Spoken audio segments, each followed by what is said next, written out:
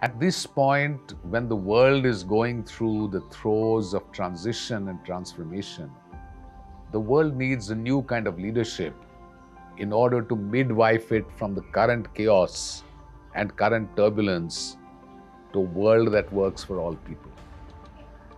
We believe that this is wholesome leadership, the kind of leadership that will enable us to do three things: take great care of ourselves, take great care of other people, and take great care of the environment.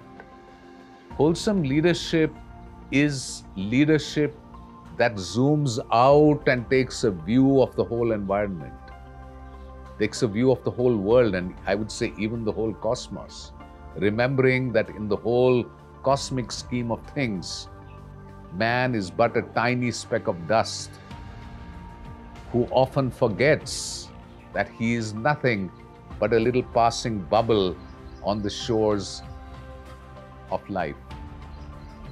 So we zoom out to that level. Wholesome leadership also zooms in to the deepest layer of consciousness, to the deepest layer of awareness, which is our innermost core.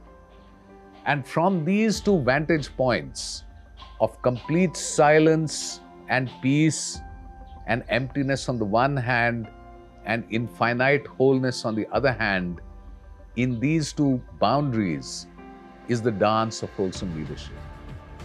What are the elements of wholesome leadership?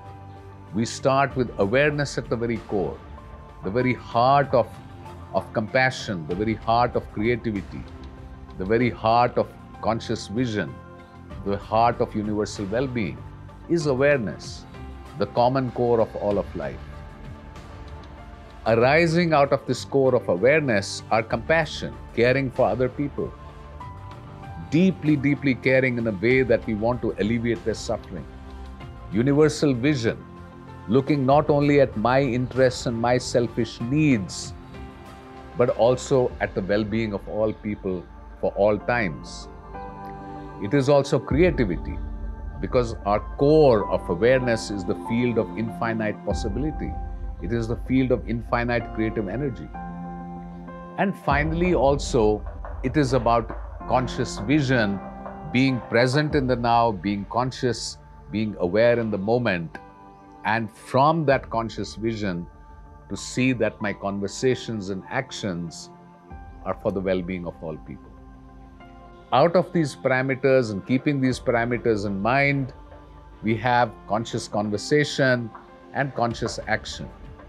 Conversations where we involve all people, listen to all views, give respect to all people and all dimensions and all ideas, converge onto actions, and then take these actions and reflect on what happened. And the cycle of conversation and action keeps moving forward in a way that it spirals forward towards greater levels of joy, peace, and abundance.